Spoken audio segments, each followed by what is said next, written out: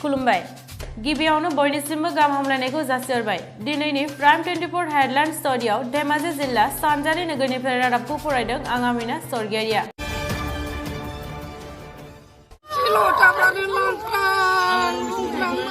चिरां जिल्लानि सिङाव थानाय बिजनियाव गोबाव समनिफ्राय गोबां अखा हाना ओनसोलावनो दैबाना जाना रायजो राजाफोरा राहा गोथेनानै हालाय हाफाय जागासिनो दं गाहायै ओनसोलनि गासिबो रायजो राजाफोरा राहा गोथेनानै साखाथिनि गुदि फरायसालियाव गासिबो थानो गोनां जाबाय बे दैबानायानो ओनसोलनि गोबां माइ आबाद न' बां बिफां लाइफां लामा दलं जिब जुनार आरो गोबां बिथिंनि रांखान्थिखौ खहा खालामदों बे जेंनाखौ लाना गोबां रायजो राजाफोरा गोबां दुखु फोरमायदों दानिया फै बिजनीनिफ्राय कनिन बसुमतारी दैथायहरनाय माखासे नुथाय नायदिनि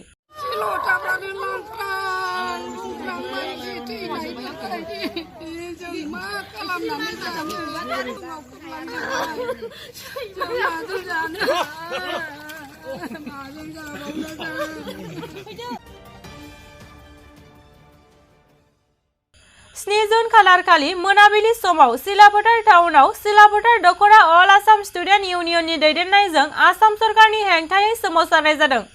गाहायै अल आसाम स्टुडेन्ट इउनियना धेमाजि जिल्लानि गगामुगाव लुफुंबाय थानाय डेमनि हेंथायै आरो बे डेमखौ लुफुंनायाव होबथानायाव धेमाजि जिल्लानि अल आसाम स्टुडेन्ट इउनियननि नेहाथारिखौ पुलिस बिफाना हमनायनि हेंथायै सिलाफोथार टाउनाव अर सावना सोमावसारनाय जादों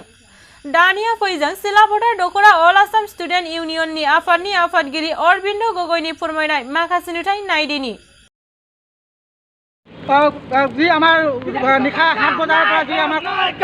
कर्फ्यू दिसे हे कर्फ्यू गयनालै অসম सरकार गृह विभागे जी सरकारे এই নামনি জলবিদ্যুৎ হুৱনখি নামনি জলবিদ্যুৎ প্ৰকল্পৰ কাৰণে যি সামগ্ৰী এই সামগ্ৰী ৰাতি গয়নালৈ তেওঁলোকে লৈ আহিছে সেই সামগ্ৰীবোৰ আমি অতি শীঘ্ৰে বন্ধ কৰিব লাগে